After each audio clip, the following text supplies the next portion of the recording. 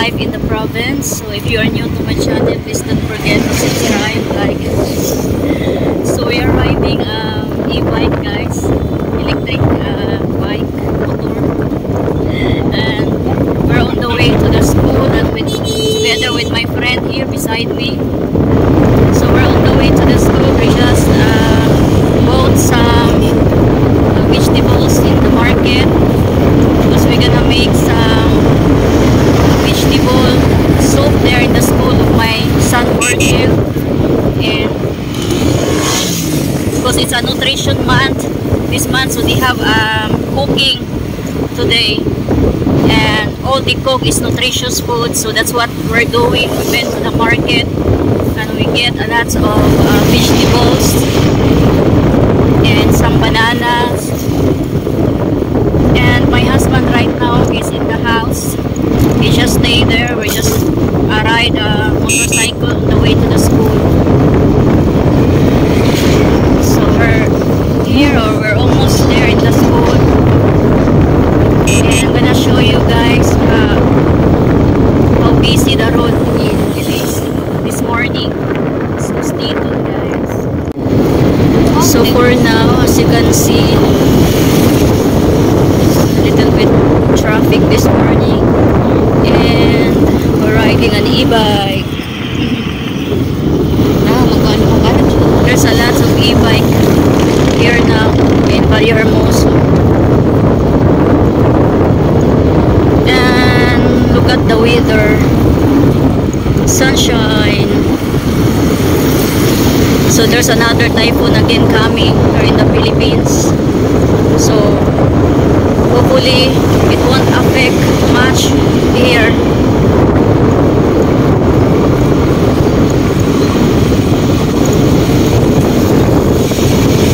So when we arrive there in the school, we're gonna cook what we bought this morning.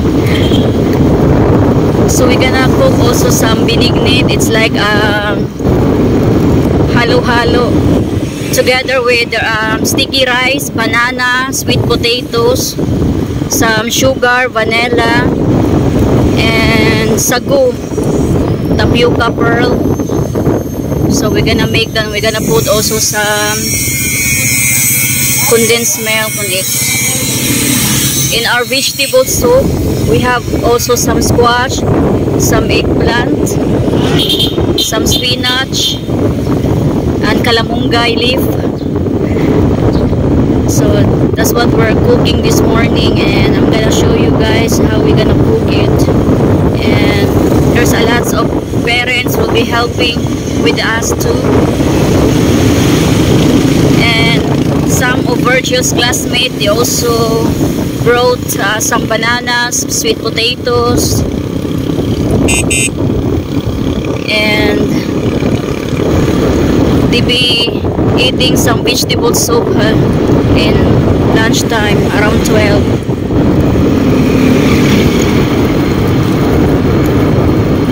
So we're riding this e-bike, and it costs us 15 pesos from Valle Hermoso to the school of my son Virgil. It's not really bad because it takes about 10 minutes, 10 to 12 minutes.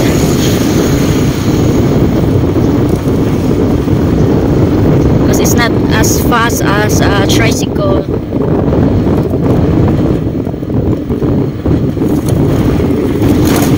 We're here at Bagawinis Bridge. Unay ito ko, gababot ni mo. It's a big river over there.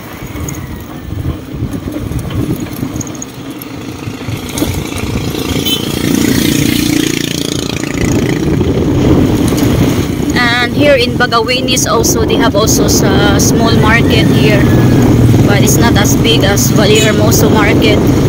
They also sell some fish on this side here. They have also some fish. There's a vendor selling some fish.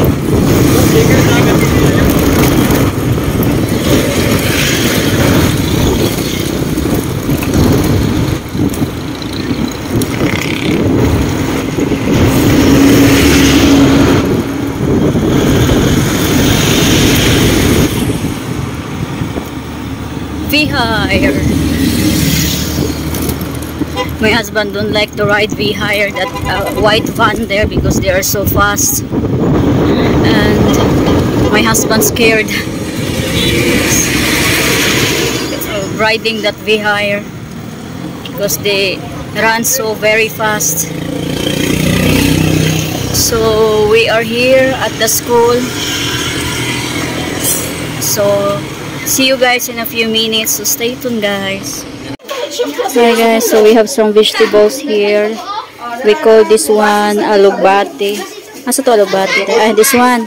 We call this one alugbati. So look, it looks like a pig spinach. And this one we call it tugabang in Bisaya. I don't know what you call this in English, but we call this one tugabang. Tugabang. And we have some bananas here.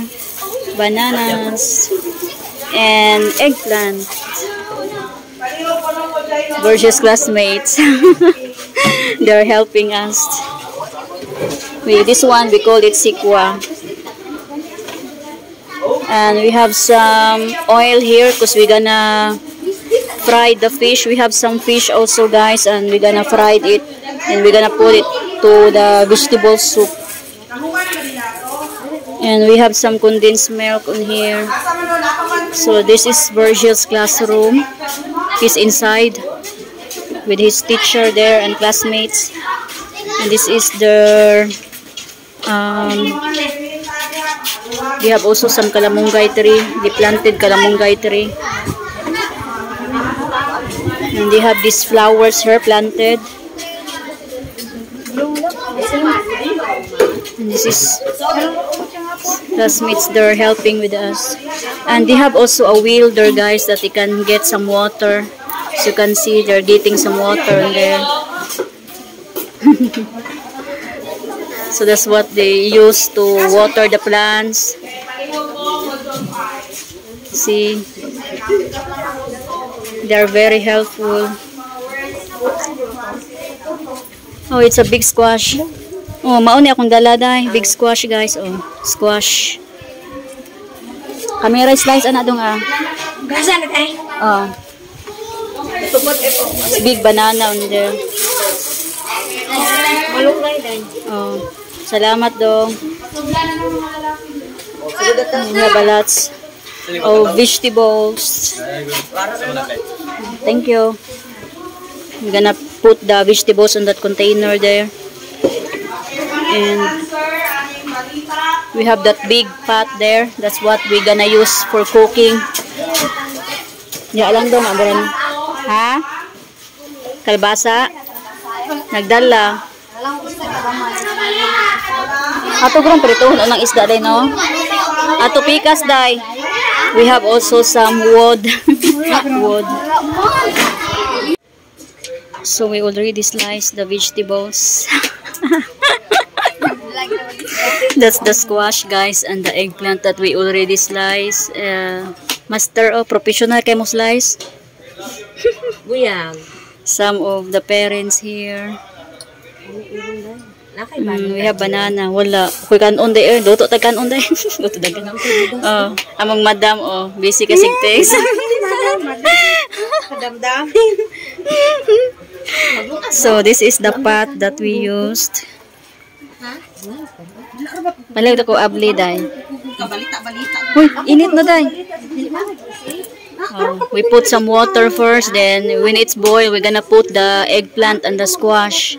So we use this wood to make fire. Filipino style, guys. Okay na day? Salamat. So we are here at the back. Ay, naa di ay. Kuwangan na. Wala siya kudkuran. Wala. Wala mauna man ni gidala naman ni kudkudaan. Oh, di mo na paigot. Gani kulang gani. So we gonna get tanuan ninyo ang kani. inuunan. Ang busy. Tinuan niya. Okay. Still cooking, guys. Lagi ko 'yung mantika. Grilled eggplant. This is good. If you have some vinegar and some salt and some seasoning, it's really good. And sliced banana. Ang sa number ni mo, Day? Kayo. 0935. Yan sa dayan. Kanang mataas talong. I-open sa nato, tiha. Ay, gina ako na. That's the vegetable soup, guys. Looks so greeny. We're many now.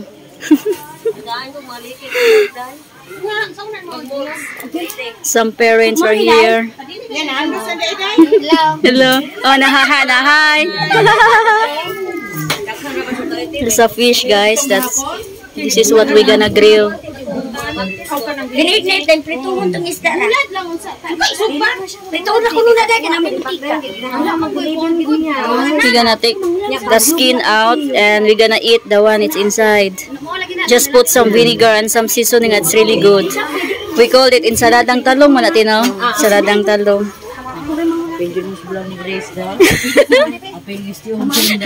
Hi sa guys. Hi guys. Hi guys, this is talong guys, nanalopyak guys. Dali ara na lotus talong gamay kay kinabuhi. Sa lagi dalaan ng talong guys. Namalit mi sa merkado gote. Nangadto mi sa merkado sayo kami daydi niya. Napoy uban mga kubuan. Sayong case na dire niya, sige ubing, abi mo na kung sayo kayo. Look at here guys, it's so big luwag. In English ang luwag ba kalimot nun ko. Big. Big spoon. Big spoon. Kalimot kay ko sa ladol daw. Ladol? It's a muram ng spatula. It's a big Isang palong. spatula. No, napakto. Ara ako ngani ba? Chapuli to. We're gonna taste it if it's good. Taste it. What taste? What taste ba? It's very yummy. Very sweet. It's really funny, guys. Oy, napagod ang talong guys. So we grilled the eggplant there in the side. The pagod is the talong. Saan na? Sudlanan ko no. Mag-grill siguro ta. Anay, unsa man ni pag-English oy? Oy, it's burning, guys. Overcooked. Oh. Maybe this destroyed na. She said that the eggplant is destroyed. Overcooked. Rice cookie raman to, te. Don't worry about the rice because it's rice. We also cook rice, guys, for the vegetable soup. Basta. So this is our benignit, guys. This is made with coconut milk, with banana, sweet potato, and some tapioca pearl. And we put some condensed milk and sugar. And Virgil's classmate and Virgil will be eating this one soon. We already cooked the vegetable soup, so it looks good, guys. Look at that. Looks delicious. It's almost cooked. My husband also likes this one. Especially there's a lot of banana and potato, sweet potato on it. And this is very nutritious for the kids because there's a lot of banana and sweet potato. And we put also some sugar, brown sugar on it. With vanilla. Yeah, with vanilla. So it smells good. Our chief cook, Ate Ubing.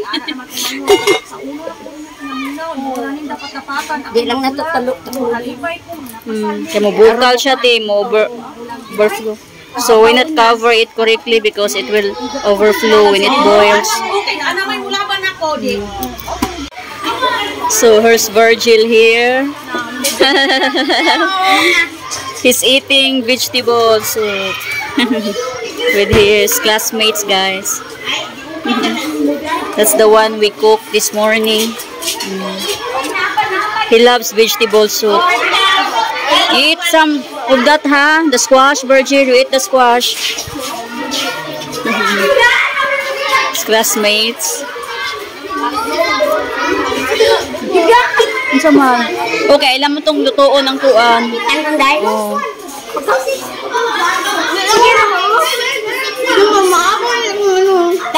We still have more vegetable soup. So by next month, we're gonna repaint this ceiling here.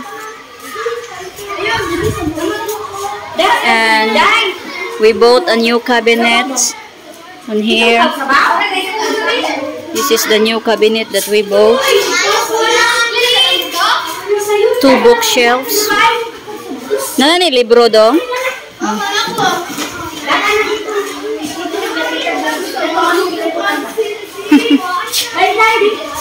Ato nang dapay nakakaon na sa tanante. No, napa may mga wala. Dako na ako dito. Hello. Hi guys. So I just arrived here in the house. You did? Been there in the school almost whole day today. What'd you do? So yeah, we've been cooking 2 different kinds of nutritious foods during the school, and they really enjoyed our cooking because it's delicious. Especially Virgil's classmates, they are very happy and they're enjoying their foods. I have a question. Is this done through the PTA? PTA. Tomorrow we have a general PTA meeting tomorrow. Yeah. I mean, is that who sponsors this? The feeding program? No, we're the one who buy the foods. I know. The I ingredients. thought it was the people in the PTA. No, No, okay. no, it's not. I'm just curious. Every Virgil's classmate, they brought like banana, sweet potato, sugar. Sugar. The one you Gotta can, be sugar, don't yeah, the one you can afford, the one they can afford. rice? So I also bought some vegetables there in the market this morning because the ingredients that they bring there is not enough, so I add more vegetables for the soup, and I add more bananas and some other ingredients for our binignit. What is binignit again, baby? That's that rice that we put some coconut milk on it and some sweet potatoes. You eat that right before?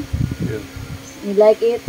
Yeah, it's good, but I can't have it anymore. Yeah, we put some tapioca per, right? And Yeah. sweet potatoes. It's really good, right? Yeah, it's good. But now you can't eat it because It's too sugary. yeah, it's too sugary for you. And we put also some condensed milk that it's very you want to, I'm gonna show you guys because I brought some here in the house. I brought some leftover. You tease me? I just put it in the fridge and it's really delicious. One of my friend, some of my friends been helping with me cooking, and we really had a good time there together with the kids, our kids, and the parents, and also the teacher, the advisor. And also we really enjoy the food because it's very delicious.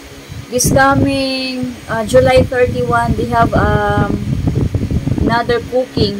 It's a competition for all the grades from grade 1 to grade 6. They have a competition if who's the most delicious foods that been cooked. Yeah. Well, you're gonna win. And we're planning to cook mungo soup and also some native chicken with vegetables on it. So I'm gonna show you guys what we've been cooking. Today the one I've got, we call it binignit. So I'm gonna get it, baby. You hold the camera. I get the camera. I get the camera. Oh, what a day, what a day. What can I say?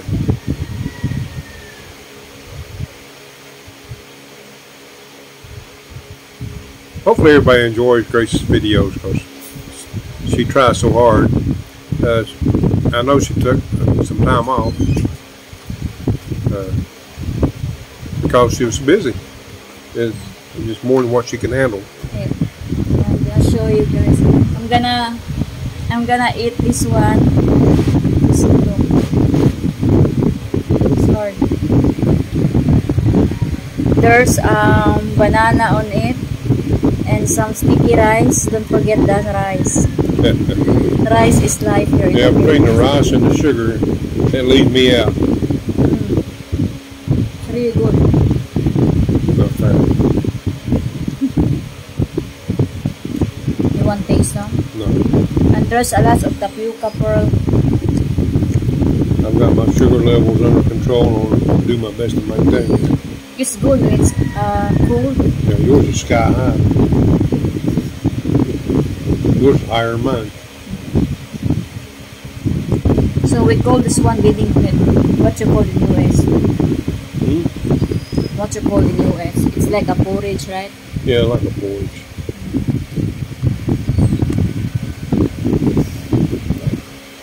Leaves me out.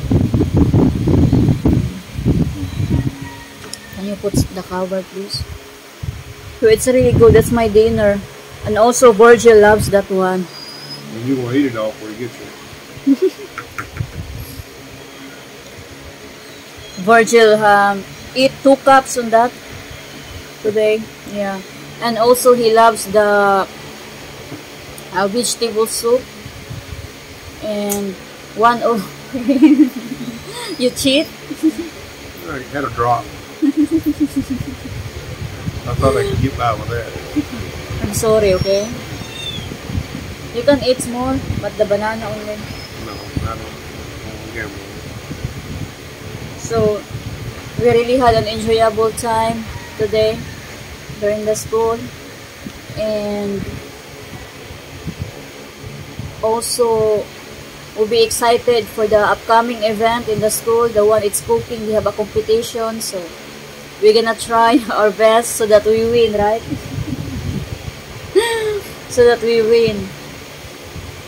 So I think that's all for today, guys. We really do appreciate all of you for watching my videos and for all the nice comments and for the love and support. We really do appreciate it all. By the way, I showed them the cabinet that we bought. Oh, okay, great. Yeah. Fantastic.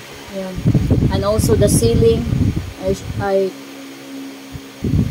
I do a video on the ceiling. Okay. That they're gonna repaint next month. We're gonna plan to repaint it next month, the ceiling of their classroom. So that's it for today, guys. Thank you so much again for watching, and please don't forget to subscribe, like, and share. And don't forget, guys. Thank you so much, guys, and God bless us all.